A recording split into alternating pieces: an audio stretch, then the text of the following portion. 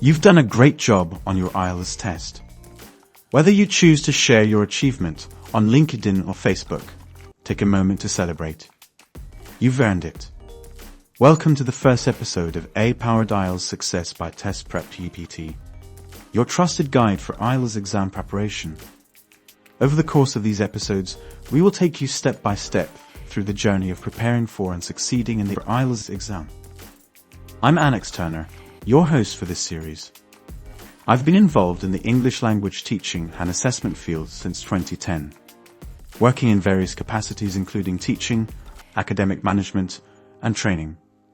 Today, I'm joined by Sophie Marshall, a linguist with a deep understanding of IELTS and the English language testing system. Sophie recently completed her English language test prep specialist and works closely with universities and institutions to help them better understand IELTS testing and its implications for admissions and immigration purposes. Sophie, it's a pleasure to have you here for our first episode. Thanks, Alex. I'm really excited to kick off this series and dive into everything IELTS with you. One of the common myths we often hear is that IELTS is tougher than other English language exams. What's your take on that? Yeah, that's a common perception, but it's not entirely accurate. IELTS isn't more difficult, it's just very thorough. The test is designed to be accurate, and that accuracy ensures its global recognition and trustworthiness. If the test were too easy, it wouldn't give reliable results. Great point. So, let's get into choosing the right IELTS test. Are there different versions of IELTS for different purposes? Absolutely. There are two main types of IELTS tests, IELTS Academic and IELTS General Training. Before deciding which test to take, it's important to think about what you need the results for. Are you applying to a university, seeking professional certification, or perhaps looking to immigrate to a new country? So, for universities, IELTS Academic is typically required, right? Yes, exactly. Most universities will expect you to take IELTS Academic, especially for higher-level degrees.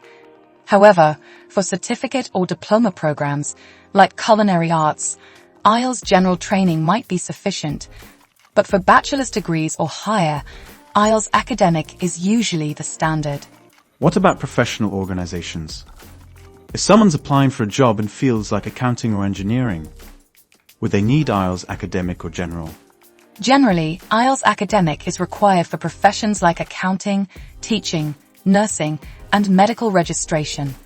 Some professional bodies might accept IELTS General Training, but it's always a good idea to confirm with a specific organization before booking your test. That makes sense. Always double-check with the organization. What about IELTS General Training? When would that be the better option? IELTS General Training is often used for visa and immigration purposes, particularly for countries like Australia, Canada, the UK, and New Zealand. For certain work visas or residency permits, IELTS General Training might be the required test. Now let's talk about IELTS UKVI. What's different about that version of the test? IELTS UKVI is used for visa applications to the UK. The format of the test is the same as other IELTS tests, but the security requirements are stricter to meet the UK government's regulations.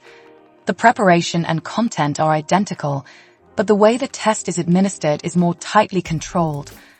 Let's move on to something exciting, IELTS One Skill Retake. Can you explain how that works? Of course. IELTS One Skill Retake is a newer option, and it's fantastic for test takers.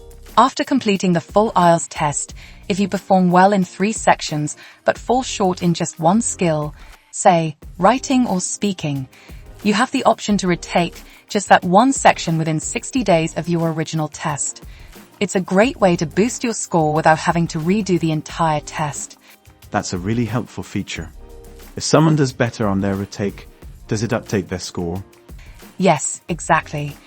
If you retake one skill and score higher, your new test report will reflect that improvement, along with a note that the result is from an IELTS One Skill Retake. The original report is also linked for transparency.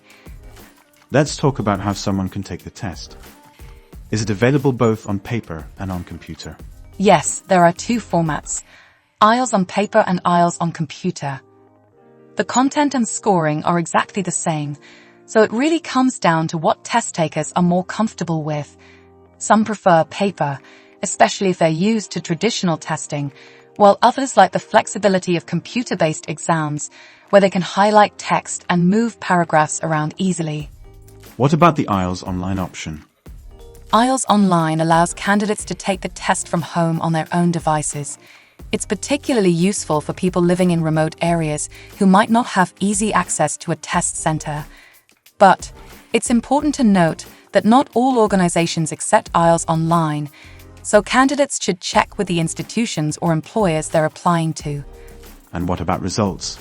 Is there a difference in how quickly people get their scores, based on whether they took the test on paper or on a computer? Yes, with IELTS on computer, you'll get your results faster, typically within 3 to 5 business days.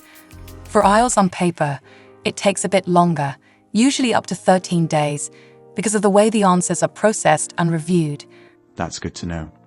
As we wrap up, Sophie, what's your biggest piece of advice for those preparing to take the IELTS?